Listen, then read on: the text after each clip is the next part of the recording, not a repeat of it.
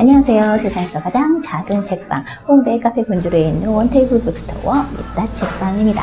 네, 오늘은요 또 트렌드 예측서 미래 보고서 중에 하나인 트렌드노트 2020이 나왔더라고요. 그래서 지난 시간에 트렌드노트 김난도 교수가 썼던 이 책 소개시켜 드렸잖아요. 그래서 이참에 요 분석서들로 많이 나오는 이 책들을 쭉 이렇게 한번 훑고 소개를 해야 되겠다. 지금 사람들이 또 혹하기도 하고 사업계획서나 이런 것들 쓰는 데 필요한 자료이기도 하니까 빨리 읽고 빨리 소개해가지고 조회수 조금이라도 더 높여야지 이런 사심 가득하게 지금은 읽고 있는데, 사실은 이 책이 올해도 나올까 싶었는데 나왔더라고요. 근데 이 책 전에 사실은 예전부터 살짝 봤던 세계 미래 보고서, 한동안은 UN 미래 보고서라고 이제 나왔었는데 어느 순간부터 세계 미래 보고서로 바꿨더라고요. 그래서 이 책을 먼저 보기 시작했는데 살짝 재미가 없어서 이기도 하고, 사실은 그 이전에 2007년인가 한 10년 정도 전에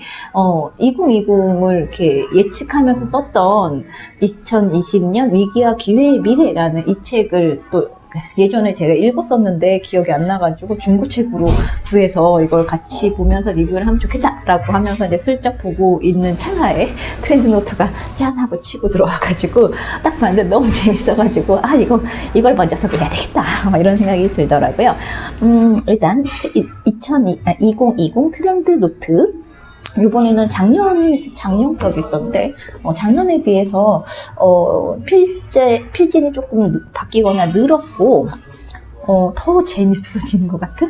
그러니까, 책이 지나가고 있구나, 이런 생각이 들었는데, 작년 2019 트렌드 노트는 김미경 TV에 소개돼서, 알게 됐어요. 그 전에는 이제 김난도 교수팀이나 아니면 이제 세계 미래보고서 요 정도만 살짝 보고, 이렇게 흘러가는구나, 분위기가 이렇구나, 트렌드가 이런 것들이 뜨고 지는구나, 이런 것들을 이제 슬쩍 맛보고 넘어갔었는데, 작년에 이 책 보면서도, 되게, 재밌게 잘 짚어냈네 이런 생각이 들었었는데, 올해는 조금 더 저는 여기 9장인가 챕터가 9장으로 이루어져 있는데 너무 글이 그냥 착착 감기는 그런 글이 있었어요. 챕터가 총 9장으로 나눠져 있는데, 인간화되는 브랜드라고 해서 이제 정유라 씨가 새롭게 합류하셨나봐요. 2019년에는 이름이 없었는데 나와서 이 내용을 주로 많이 소개를 해드리려고 해요. 아주 그냥 끝내줍니다. 2020 트렌드 노트의 핵심 테마는 혼자만의 시공간이라는 주제를 가지고 있고요. 1은 예민하고, 2는 불편하고, 3은 은밀하다. 이런 카피가 있어요. 빅데이터 분석 기업 다음소프트. 이 책 때문에 다음소프트에 되게 호감이 가기 시작했었는데, 작년에 처음 알았어요. 다음소프트가 이런 일을 하는 곳이구나 말했었는데, 다음소프트 생활 변화 관측소가 그려낸 혼자 사회의 관계 공식, 소비 기준 이라는 타이틀이 붙어 있네요. 뒷표지로 가보면 혼자는 상태가 아니다, 태도다. 이렇게 되는 그런 카피들이 막 있어서 되게 재밌어요. 읽는 맛, 그리고 저는 약간 이제 좀 올드해서 잘 놓치던 말들을 여기서 막 설명하고 이런 거야 막 하면서 이제 가르쳐 주기도 하고 하는 그런 것들이 되게 마음에 들었어요. 뒷표지에는 침대에서 홀로 즐기는 넷플릭스, 육아전쟁 속 15분의 미타임, 회식이 없어서 마음 편한 코인 노래방, 자기만의 즐거움을 찾아 모이고 흩어지는 사람들. 혼자만의 시공간은 2030 1인 가구만의 전유물이 아닙니다.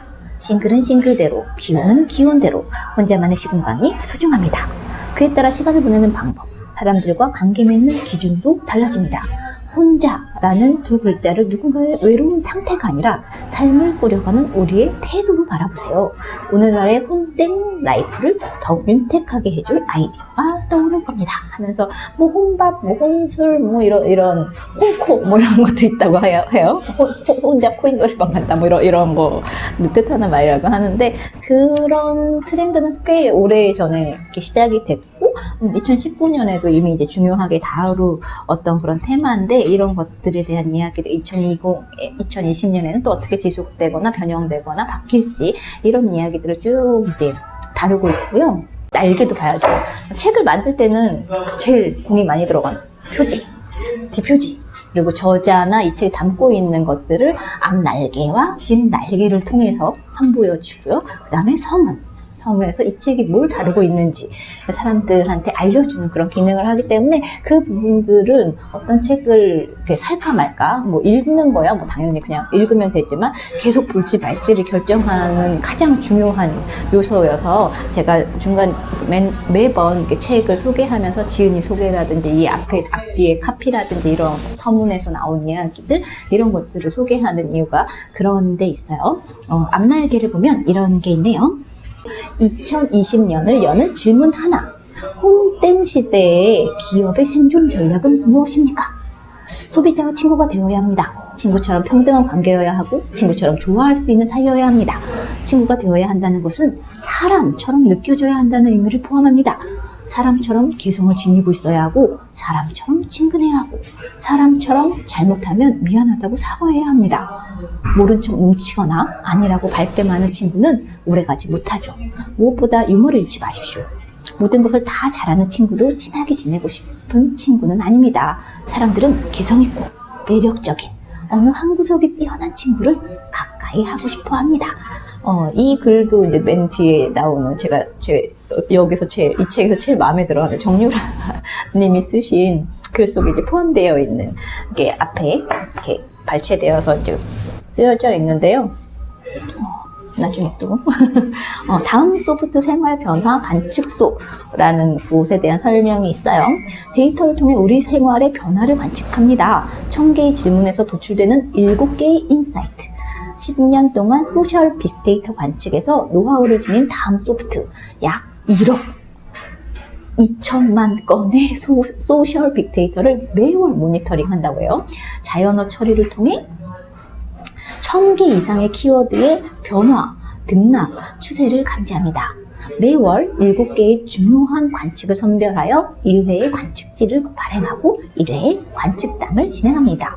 하면서 따따따 7 아우토 OUTOF 1000.com 이라는 사이트도 소개되어 있네요. 여기 한번 들어가 봐야 되겠어요. 그리고 지은이들 소개가 나와 있는데 맨 처음에 이분이 대표 필지한가 봐요. 염한결 가나다 순이 아닐 때 맨 앞에 나오는 사람이 대표 필지의 어떤 자리를 차지를 하죠. 염한결 씨는 다음 소프트 연구원이라고 하시네요. 경영학과 심리학을 공부했다. 이 지은이 소개 읽으면서도 약간씩 뭐랄까 전공 분야들이 다 다른 거예요. 그래서 그것도 또 되게 재밌었는데 TV 보기를 즐기는 동시에 이렇게 얘기하는 사람들 많지 않잖아요. 이런 것도 마음에 들었고 그 안에서 트렌드를 읽는 데에도 능하다. 나도 TV는 없지만 예의 바른 직장인으로 일하다가도 사람들과 어울리는 자리에서는 예능감을 발휘하는 인재다. 호기심이 많고 도전을 즐기는 진정한 리더형 인간이다. 역시 리더형 인간이어서 맨 앞에 쓰였나 봐요. 이런 사람들 정말 보기 드물죠. 분위기 잘 파악하고 뭔가 이렇게 분위기를 주도해 나가는 이런 사람들. 궁금한 분입니다.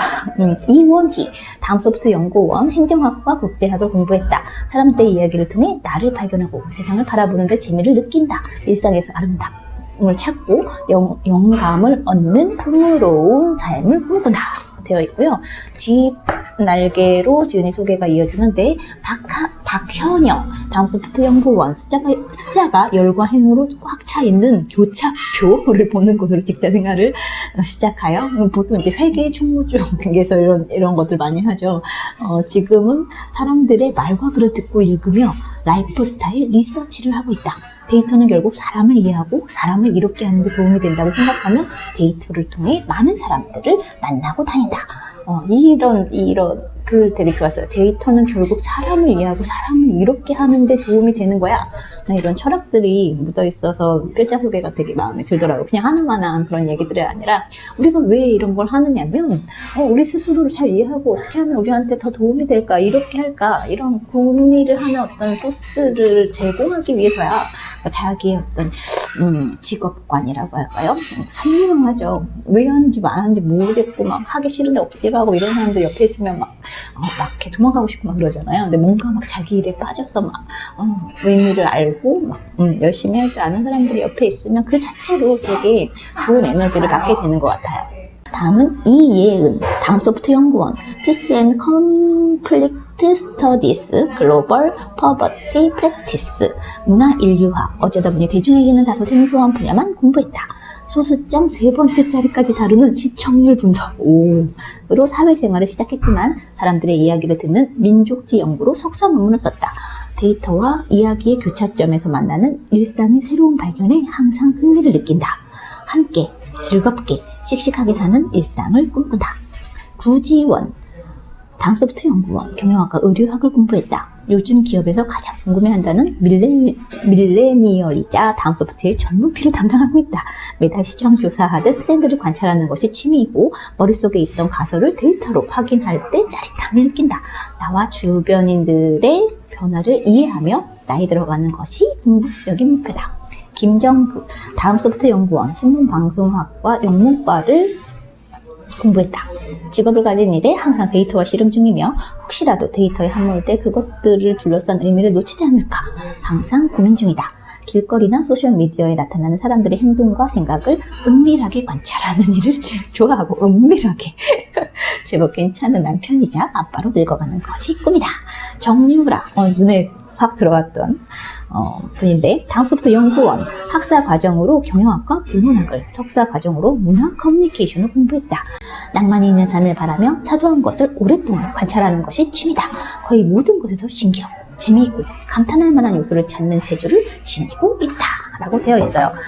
이 책들은 뭐 다 볼 수 있는 시간이나 이런 것들이 없는 분들은 서문하고 목차에 굉장히 쫙 이렇게 집중해서 보시는 게 제일 좋은 것 같고요.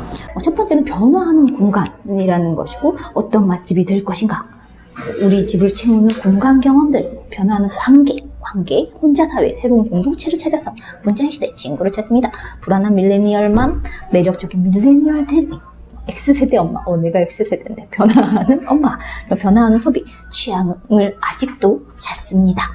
치약계에 샤넬이 존재하는 이유, 인간화되는 브랜드, 이렇게 세 챕터로 세 번째 장이 이루어져 있어요. 333 이런 것들에 되게 충실한 구성이고요. 저는 이 책에서 제일 눈에 확 띄었던 부분은 9장의 인간화되는 브랜드라는 장이 눈에 들어왔었는데 그 가운데 이제 소제목 중에 이런 소제목이 붙은 게 있어요. 인공지능 큐레이션보다 더 신뢰받는 독립서점 주인장의 추천. 독립서점 책방 얘기가 있는 거야? 막 이러면서 이제 그 장을 막 읽기 시작을 했는데 보다 보니까 제가 막연하게 그렇지 않을까? 우리가 막 인공시대에다 뭐 기계화된다, 더 이상 사람들의 노동력이 필요하지 않은 그런 단순한 업무들은 다 기계가 대체할 것이다, 막 이런 여러 가지 위기감이나 뭐 이런 것들을 불러일으키는 말들을 막 듣잖아요. 근데 정말 그럴까? 이런 생각들을 많이 했어요. 기계가 뭔가를 하면 할수록 기계는 어쨌든 단순하니까 단조롭고 사람이 더 소중해지지 않을까? 뭐 이렇게 인터넷에서 책을 사도 이렇게 당신을 위한 누구누구님 이 책 나온 거 알아요? 당신 이 책 좋아하잖아, 이 작가 좋아하잖아, 그러면서 막 이렇게 리포트나 아니면 이렇게 광고 같은 게 나한테 맞춤으로 오잖아요. 쿠팡에서 뭐 물건 하나 사면 혹은 아니면 내가 이제 뭐 장바구니나 이렇게 관심 있는 거에 위시리스트 같은데 이렇게 딱 넣어놨으면 그걸 또 귀신같이 알고서 뭐 다른 이제 소셜미디어 보고 있으면 거기에 짠 하고 이제 광고가 나타나기도 하고, 그런 간섭들을 막 받고 있는데 얘가 이걸 어떻게 알고 나한테 이 광고를 보내지 싶을 만큼 그 인공지능, 뭐 빅데이터, 뭐 이런 것들 속에서 제가 이제 영향을 많이 받는데, 그러면 그럴수록 막 그건 누군가 그냥 계속 기계들이 나한테 이렇게 보내는 어떤 신호 같은 그런 느낌으로 많이 여겨졌는데, 인간화되는 브랜드? 독립서점 큐레이션보다도 이제 책방 주인장의 추천, 원픽, 뭐 이런 거, 이런 게 더 소중해진다고 해서 이제 확 쏠렸어요. 그래서 이 장부터 막 읽기 시작을 했는데 너무 재밌어요. 혹시 처돌이라고 아세요? 저는 이거 보면서 처음 알았는데, 처돌이를 아시는가? 맹목적 열광은 아이돌에서 브랜드로, 정확히는 브랜드를 만드는 사람에게로 번져가고 있다. 막 이러면서 이 장을 이제 막 얘기를 하는데, 처돌이가 그런 거래요. 작년인가? 작년에 대란템으로 등장한 그 처갓집 양념통닭? 처갓집 치킨의 작년에 이제 어린이날에 그 이제 신제품을 프로모션 하면서 이 치킨집에서 애들한테 이제 막 이렇게 기념품처럼 이제 처돌이라는 애를 이렇게 딱 했는데, 나온 지는 한 2016년인가?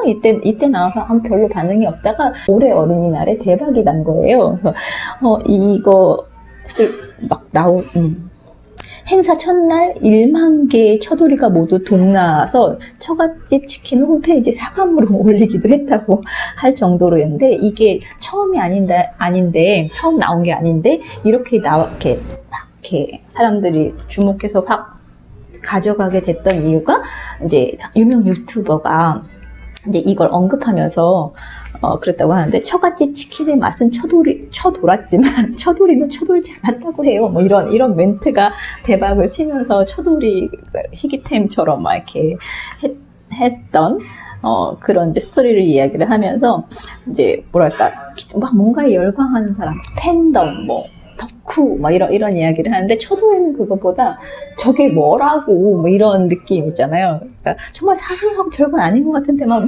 미쳐하는 그런 모습들, 저 이거 너무 좋아해서요 라는 어떤 그런 거에 다른 표현으로 처돌이라는 맹목적인 어떤 열광, 이런 것들을 보여주는 그런 모습이라고 하더라고요. 그래서 이런 말들을 아느냐 하면서 이제 시작을 하더라고요. 그래서 새로운 언어 탑재. 그래서 되게 그 자체만으로도 재밌었는데, 여기서 제가 이제 눈에 띄었던 게, 인공지능 큐레이션보다 더 신뢰받는 독립서점 주인장의 추천이라는 거였어요. 일단 예따 책방이라는 이제 오프라인 서점도 그렇고, 이거를 어떻게 운영을 해야 되지? 이제 도서정과제 문제라든지 이런 것들도 계속 언급되고 있는데, 기본적으로 뭐 15%나 차이가 나는데, 인터넷 서점하고의 경쟁력도 없어. 뭐 큰 매장을 가지고 있을 수도 없어. 그러니까 소규모의 작은, 하지만 내가 좋아하거나 팔고 싶거나 뭐 사람들한테 보여주고 싶은 그런 책들을 놓을 수밖에 없고, 또 이제 작으니까 물건이 들어올 때도 비싼 값으로 들어오고, 그러니까 뭐 마진은 또 적고. 근데 사람들은 또 인터넷에 가서 사게 되니까, 그냥 오프라인 서점은 그냥 쇼윈도 같은 역할들을 많이 한단 말이에요. 그래서 도대체 어떻게 책을 팔 수 있는 거야? 하면서 막 엄청나게 이제 궁리를 하는데, 그래서 이제 한 방법 중에 하나가 이제 작년부터 이 유튜브를 만든 거예요. 내가 뭔가 워너비가 돼야 되겠다. 예타 책방이 어디 있는 거야? 뭐야 도대체? 거기 한번 가서 책 사볼까? 뭐 이런 마음이 들게 할 수는 없을까? 뭐 이런 생각을 하면서, 이게 잘 돼서 내가 영향력이 조금이라도 있는 사람이 되면 사람들이 여기 가서 책을 사는 걸 즐거워하겠구나. 이런 생각이 들었어요. 15%를 더 주고 산다는 느낌. 우리 그냥 정가에 팔 뿐이지만 사람들은 비싸게 산다고 생각을 하니까, 그런 어떤 즐거움을 줄 수 있지 않을까? 뭐 이렇게 막연한 생각을 했는데, 그 얘기가 여기에 너무너무 적나라하게 잘 되어 있는 거예요. 그래서 너무 반가워하면서 읽었어요. 이 중에서 여기는 그냥 다 읽어드리고 싶은데, 그러면 안 되겠죠? 어디를 읽어주면 좋을까? 여기 재밌는 데이터 중에 하나는, 유튜브 연관 라이프 키워드 순위가 여기 이렇게 데이터로 소개가 되어 있는데, 책이 2019년 8월까지 책이 1위예요. 되게 신기하죠? 방송인데, 영상인데, 책이 연관 라이프 키워드 순위 1위를 차지했어. 이게 뭐지? 2018년에는 책이 6위였었고, 1위는 노래였었고, 2017년에는 책이 19위였어요. 근데 이게 1위가 된 거예요. 도대체 뭘까? 무슨 일이 벌어지고 있는 거지? 뭔가 정확하게 모르겠지만 내가 시대 위에 어떤 올라타 있긴 한 것 같다. 뭐 이런 생각이 들기도 하고 그랬었는데, 그래서 눈여겨봤던 대목 중에 하나는 이런 거예요. 라이프 스타일을 표현하는데 가장 중요한 것은 좋아하는 것에 대해 열렬히 말하는 것이다. 좋아하는 것이 있고, 좋아하는 것을 사고, 좋아하는 일을 하고, 좋아하는 삶을 사는 사람. 좋아하는 것들이 통일된 맥락으로 느낀다는 것은 그가 고유한 철학과 취향을 가진 사람이라는 뜻이다. 그리고 우리가 좋아하는 것들을 소비자도 좋아하게 만드는 것이 브랜드가 지향해야 할 라이프 스타일 표현의 핵심이다. 어떤 브랜드들은 그들이 좋아하는 것을 표현하기 위해 매거진을 발간한다 하면서 이제 매거진 비 얘기라든지 이런 얘기들이 쭉 나오고요. 그래서 라이프 스타일을 가진 사람들에게 열광하는 이유는 이들이 21세기형 히어로이기 때문이다. 이런 얘기들 해요. 의무와 노동의 성실한 이행이 가장 중요한 가치였던 20세기의 히어로가 주어진 과제를 최선을 다해 수행하는 모범생이었다면 21세기의 히어로는 자아찾기라는 신화를 라이프 스타일로 구현한 사람들이다. 좋아하는 것을 업으로 하고 그를 통해 자아를 실현하고 자신만의 라이프 스타일을 구축한 사람들이야말로 21세기의 위인들이다. 라는 이야기들을 해요. 섬세한 큐레이터에서 과감한 크리에이티브 디렉터로 바뀌고 있고 그런 사람들한테 사람들이 열광한다 막 이런 얘기를 하면서 소비자의 취향과 니즈를 맞춰주는 효율의 영역은 플랫폼이 담당할 것이고 그렇죠. 더 빨리 더 편리하게 이런 것들에 대해서는 플랫폼이 그런 것들을 담당할 거고 취향을 제한하는 매력의 영역은 인간의 영역이 될 것이다.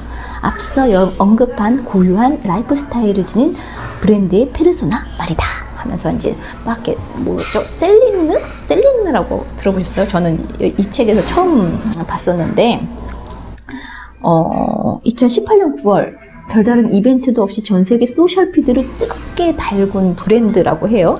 셀린느라고 하는데 뭐 남성들은 생소할지 모르는데 저는 여성이지만 여전히 네, 생소합니다.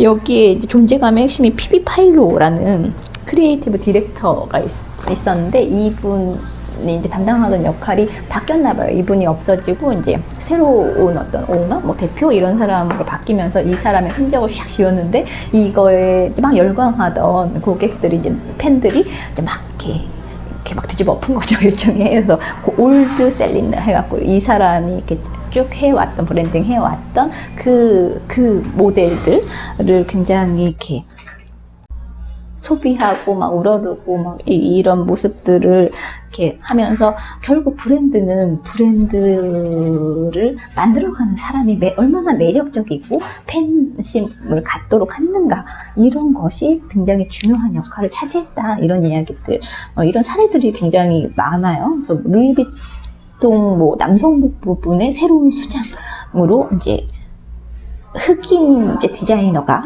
이제 발탁이 돼서 그 사람에 대한 이야기들도 나오고 그러더라고요. 그래서 맨 마지막에 하는 이야기는 그런 거예요.